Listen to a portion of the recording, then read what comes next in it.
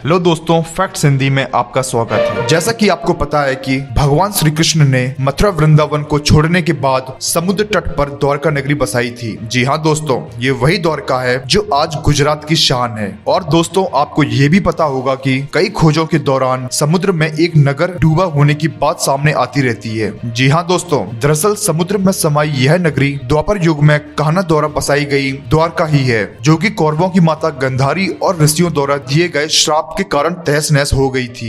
अब दोस्तों, आपके मन में कई सारे सवाल उठ रहे होंगे कि साक्षात भगवान की बसाई नगरी को भला ऋषियों क्यों श्राप देने लगे। तो आइए दोस्तों, इस वीडियो में हम यही डिस्कस करने वाले हैं कि आखिर क्यों साक्षात भगवान की बसाई नगरी को भला गंधारी और ऋषियां क्यों श्राप देने लगे। तो दोस्तों, आप इस वीडियो के एंड तक बने रहिए। अगर आपने ये वीडियो अब तक लाइक नहीं किया तो जल्दी से लाइक कर दीजिए। चलिए बढ़ते हैं वीडियो की तरफ। दोस्तों, महाभारत के युद्ध में पांडवों की विजय हुई थी। श्री कृष्ण ने युधिष्ठिर को राजगद्दी पे बिठाया था और राज्य से जुड़े नियम कानून उन्हें समझाया था। फिर उसके बाद श्री कृष्ण कौरवों की माता गंधारी से मिलने पहुंचे और कान्हा जैसे ही गंधारी के पास गए तो गंधारी फूट फूट कर रोने लगी और फिर क्रोधित होकर उन्हें श्राप दिया कि जिस तरह तुमने मेरे कुल का नाश किया है, ठीक तुम्हारे कुल का भी अंत इसी तरह होगा। अब दोस्तों, श्री कृष्ण तो साक्षात भगवान थे, चाहते तो वो इस शाप को निष्फल कर सकते थे, लेकिन दोस्तों उन्होंने मानव रूप के लिए अपने जन्म का मान रखा और गंधारी को प्रणाम करके वहाँ से चले गए। उसके बाद दोस्तों, श्री कृष्ण के पुत्र सांब अपने मित्रों के साथ हंस खेल रहे थे और उस समय महर्षि विश्वामित्र और कर्ण ऋषि ने द्वारका में प्रवेश किया। फिर क्या दोस्तों, जब सांब के दोस्तों की दृष्टि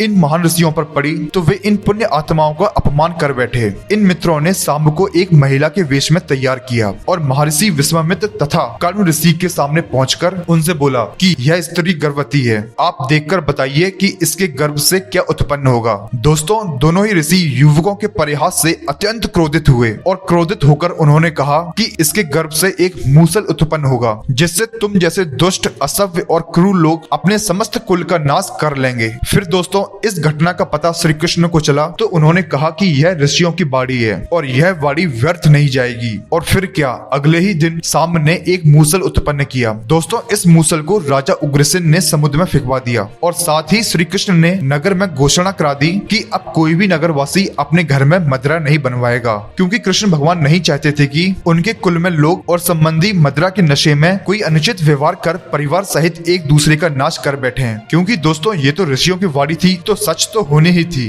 दोस्तों, धार्मिक पुस्तकों के आधार पर महाभारत युद्ध के 36वें वर्ष में द्वारका नगरी में बहुत अपशगुन होने लगे थे। कान्हा ने सभी यदुवंशी पुरुषों को तीर्थ पर जाने के लिए कहा और इस पर सभी लोग द्वारका नगरी से तीर्थ के लिए निकल गए। दोस्तों, उसके बाद प्रवास क्षेत्र में आने पर विश्राम के दौरान किसी बात पर लोग आपस में भिड़ गए और यह बहसबाजी झगड़े में बदल गई और दोस्तों, झगड़ा मारकाट में बदल गया। इस दौरान ऋषियों का श्राप इस रूप में फलीभूत हुआ कि सांब ने जिस मूल को उत्पन्न किया था उसके प्रभाव से प्रवास क्षेत्र में खड़ी एरका घास को लड़ाई के दौरान जो भी उखाड़ता था वो एरका घास मूसल में परिवर्तित हो जाती थी। और दोस्तों, वो ऐसा मूसल था जिसका एक प्रहार ही व्यक्ति के प्राण लेने के लिए पर्याप्त था। और दोस्तों, आपको बता दें कि इस लड़ाई में श्री कृष्ण के पुत्र प्रद्युम्न भी मारे गए थे। फिर दोस्तों, सूचना मिलते ही कान्हा प्रवास क्षेत्र में पहुंचे। अपने पुत्र और प्रियजनों को मृत देखकर श्री कृष्ण ने क्रोध में वहां खड़ी एरका घास उखाड़ ली और वह एरका घास हाथ में आते ही मूसल का रूप ले लिया।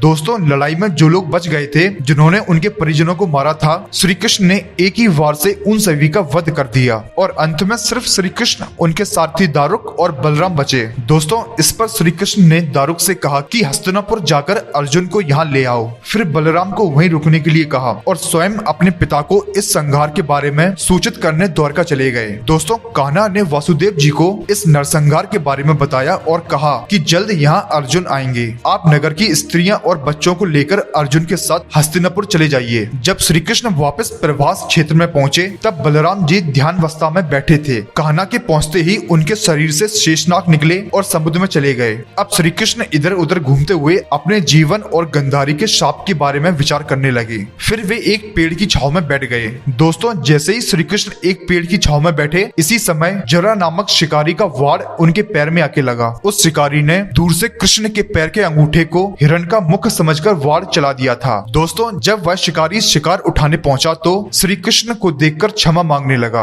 कान्हा ने उसे अभय दान देकर देह त्याग दी। दोस्तों, अर्जुन ने द्वारका पहुंचकर वासुदेव जी से कहा कि वह नगर में शेष बचे सभी लोगों को हस्तिनापुर हस्तिनापुर चलने की तैयारी का आदेश दें। फिर अर्जुन ने प्रभास क्षेत्र में जाकर सभी युद्धवंशियों का अंतिम संस्कार किया और अगले दिन वासुदेव जी ने प्राण त्याग दिए। उस पर उनका अंतिम संस्कार कर अर्जुन सभी महिलाओं और बच्चों को लेकर द्वारका से निकल गए। और दोस्तों, जैसे ही उन लोगों ने नगर छोड़ा, द्वारका का राजमहल और नगरी समुद्र में समा गई। दोस्तों, उसी नगरी के पिलर और अवशेष हमें आज भी समुद्र के अंदर मिलते हैं। जी हाँ दोस्तों, ये वही नगरी है जो कई खोजों के दौरान समुद्र में एक नगर डूबा होने की बात सामने आती है, जो कि श्री कृष्ण द्वारा बसाई गई द्वारका नगरी है। इस द्वारका नगरी के पिलर और अवशेष हमें आज भी समुद्र के अंदर मिलते हैं। तो दोस्तों, अगर आपको इस वीडियो से नॉलेज या फिर इंफॉर्मेशन मिली हो तो इस वीडियो को जल्दी से लाइक कर दीजिए और लाल बटन दबाकर हमारे चैनल फैक्ट्स हिंदी को सब्सक्राइब कर लीजिए और बेल नोटिफिकेशन को ऑन कर लीजिए। Thank you so much.